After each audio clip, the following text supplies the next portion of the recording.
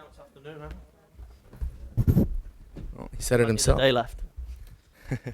All right, welcome to this afternoon's press conference. We have Head Coach Nick Cushing. If you have a question, please raise your hand. We'll go with Caroline. Talked a lot about positive steps in recent weeks. Does that feel like a positive step? It doesn't feel like. It feels completely frustrating because of the fact that we didn't get 3 points. If I look, I said to the guys then, you got to keep plugging away and keep believing, because in this game you get ups and downs, and we did more than enough to win a football game today. I thought their goalkeeper was excellent by far. Kept them in the game, and they get one chance from our turnover. We get three really good chances, 5 chances in the game. I said it again on Wednesday, we play that game 10 times. We win it more times than we draw it. So I was really proud with the desire of the guys today, because, there was tiredness from Wednesday. There was frustration. But what you see is a team that is really fighting together, and that fills me with so much confidence that this will turn, and we will start picking up 3 points, and we'll climb up the league.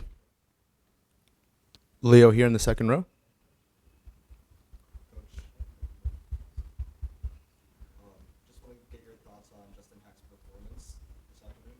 I thought he was excellent. I think you can see that.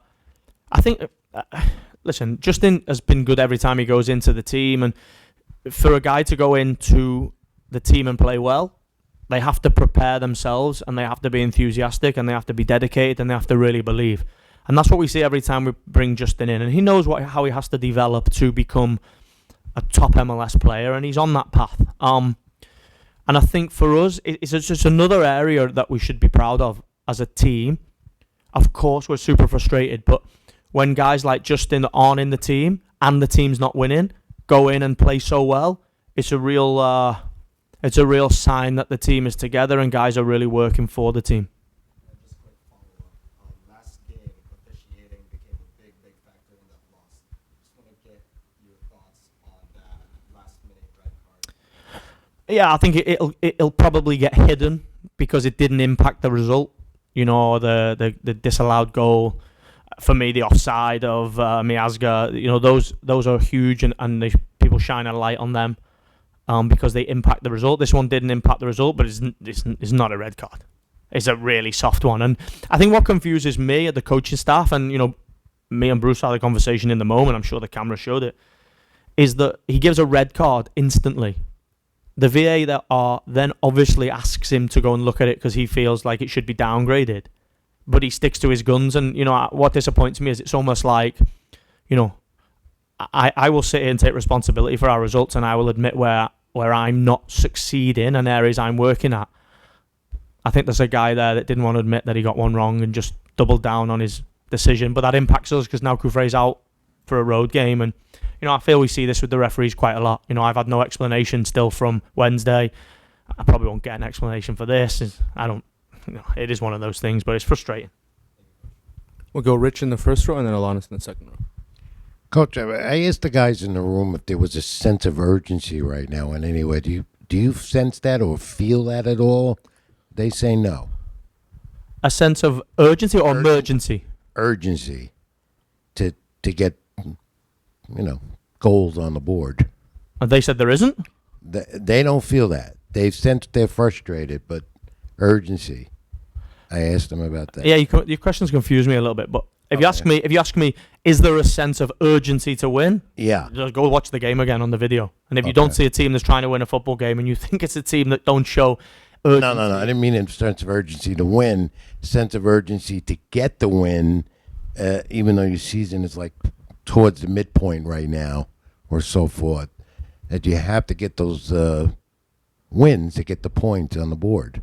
I don't think there's a panic. Okay. I think there's a lot of games left. Listen, we're realistic. We're not in the position we want to be in, and we haven't got as many points as we would like. So there's real frustration. I don't see anybody jumping out the boat. I see everybody doubling down and working a little bit harder. And today we had some tired guys. We play a really aggressive form of the game. That's why we limit teams to one chance and we have 5, because we have all 11 players that work for the team.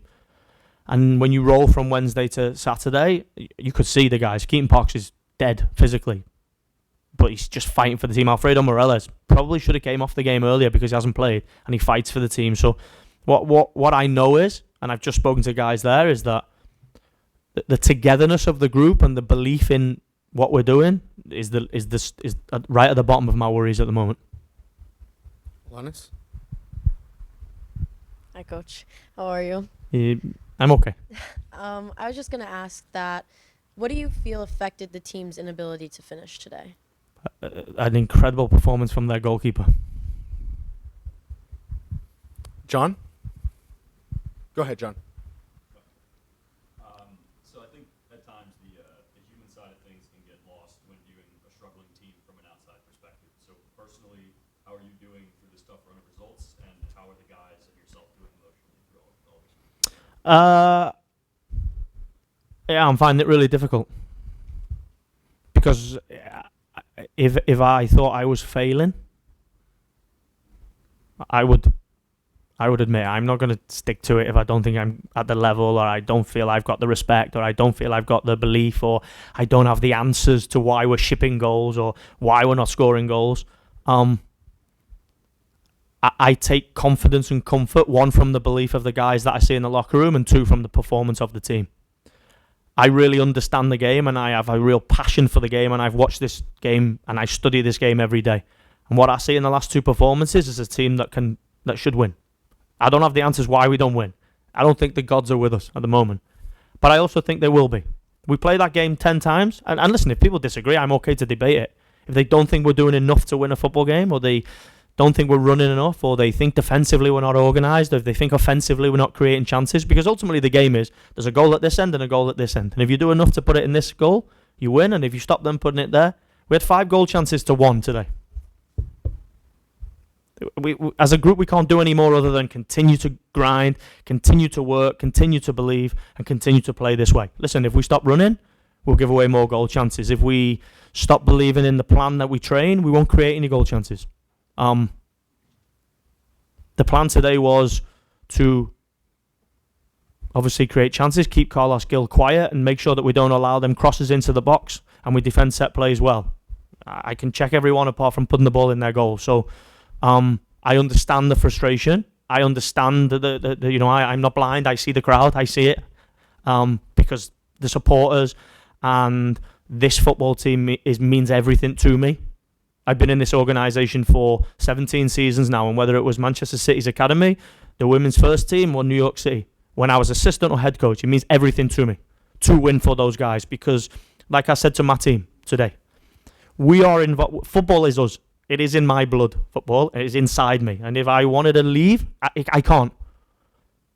I can't leave football because I love it so much. I'm obsessed with it. This morning, I watched the Women's Champions League final and the FA Cup final at the same time. And then I come here and I fight to win a football game. And then I'll go straight home now and I'll watch this game again. And I don't want people to say, oh, but he's the king. And okay, let's put down the signs and let's love him. I feel it deep down. And I will continue to fight, and I will continue to work, and I will find the solution, and this team will get up the league, whatever the solution is. I'll say again, I take real comfort and confidence when I go in the dressing room that I see a group of guys that believe in each other, trust in each other, and believe in what we're doing.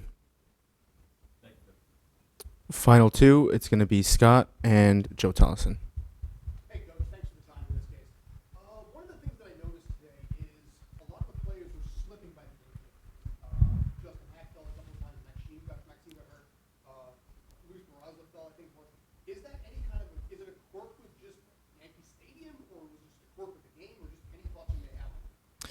I mean, listen, I can't answer that. Ultimately, is like, do they put? Is it too much water? Is it not enough water? Is it the sod? Is it the boots that they wear? I'll be really honest. If I come in here and start saying that we're not winning because of the pitch, they kill me. So the pitch is the least of my worries. Hey, Nick, 2 quick ones for you. One, how much lead time did you have to know that Tavon was not available, and did you have enough time to make adjustment? And then, I don't know if you share the same opinion. Do you get a feeling that if you get 1 goal, the floodgates open?